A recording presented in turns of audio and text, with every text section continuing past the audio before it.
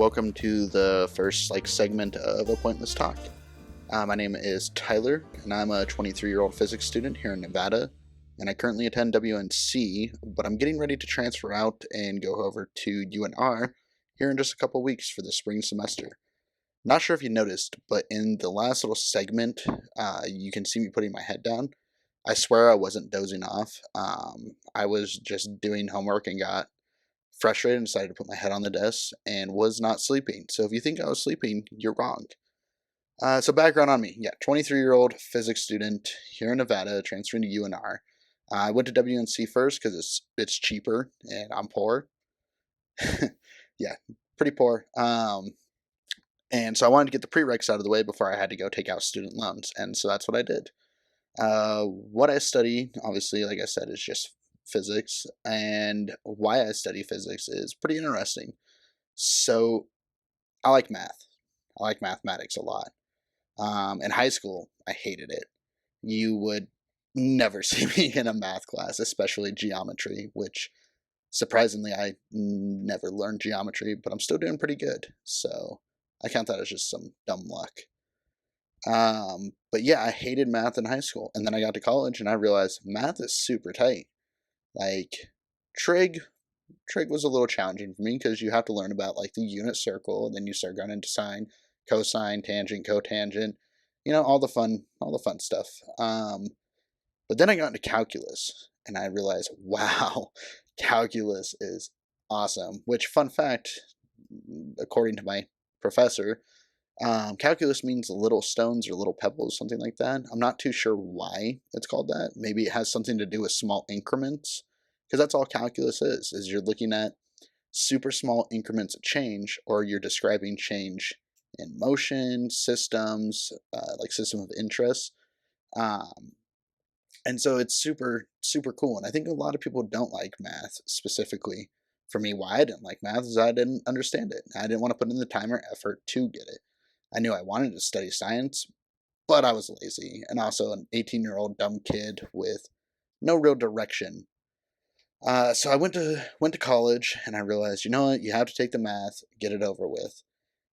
I didn't realize I was going to be taking math the rest of the time that I'm studying physics like a dummy.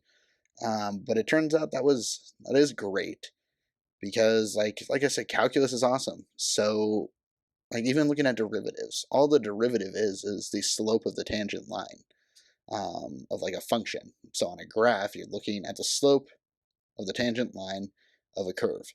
And why you're doing that is because you can break that into super small increments and you can describe the change of that in extreme detail. And that's super cool because it's not just, oh, well, here's a line I drew on a piece of paper or graphing paper. No, that can be used to describe, like I said, motion. Acceleration is the derivative of velocity. Velocity is the derivative of position. So if you can do those things, you can describe, say, like a ball falling off a roof, you know, and you can build functions based on that. And you can describe it extremely well using calculus. And so you use calculus in all forms of fields of study. So you can use that in financial stuff, physics, biology, chemistry, things like that. I'm not big into biology, so I'm not going to speak on it because I don't really care too much for it. I mean, it's a cool study. Don't get me wrong, it's cool, but it's just not my thing. Back to physics though. So the reason I super like physics, super like physics, that doesn't sound good enough. The reason I really like physics is because you're studying natural phenomena.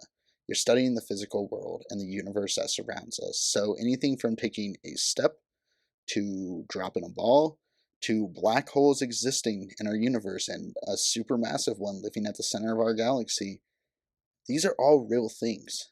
And as physicists, astrophysicists, theoretical physicists, that's what they study. That's what they try to observe and make predictions and calculations on. And that's what I want to do. I want to understand the things that we don't know or we can't understand yet. I want to work in a field where it feels like what I'm doing matters. And I don't see anything that matters more than science. And especially for me, physics. Now, I'm not saying that physics is the end all be all of science, because that would be false. You have like evolutionary sciences, you have biology, chemistry, and that's amazing too, because we have become, really advanced in our techniques. And this is only in the last couple of centuries that we've become this great at doing science and math. And like another good example of how great we have become is, think about, calculus was created in the 1600s.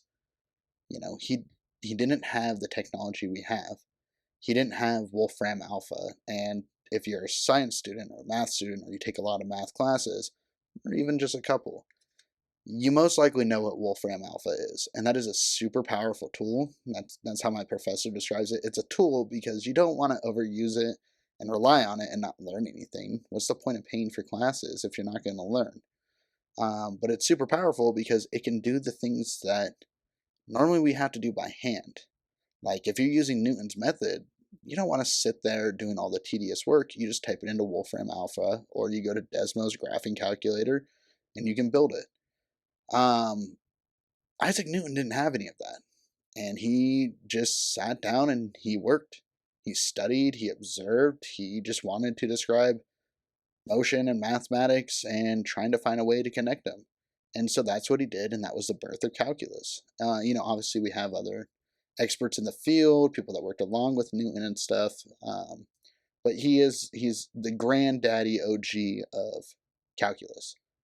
And so that's why math to me is super interesting, because it's not just numbers, it's not just hypothetical things. These are things that describe the real world. We are quantifying the real world, and physics is the application.